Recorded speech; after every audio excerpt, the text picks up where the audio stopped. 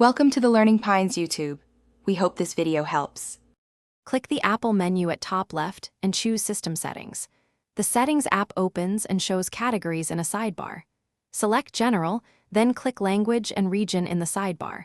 You will see your primary language and any added languages listed in order. Click the Add button to choose a new language and set priority.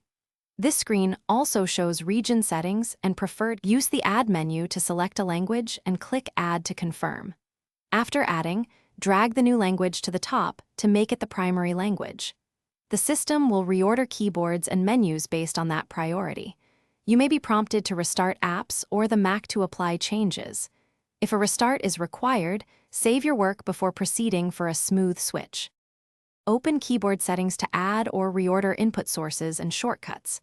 Add a layout or enable automatic switching between input sources as needed.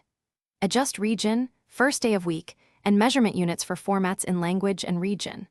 These format settings affect dates, currency, and number presentation across apps. Sign out or restart if prompted to fully apply language and format changes to menus, notifications, and system dialogues. Thanks for watching.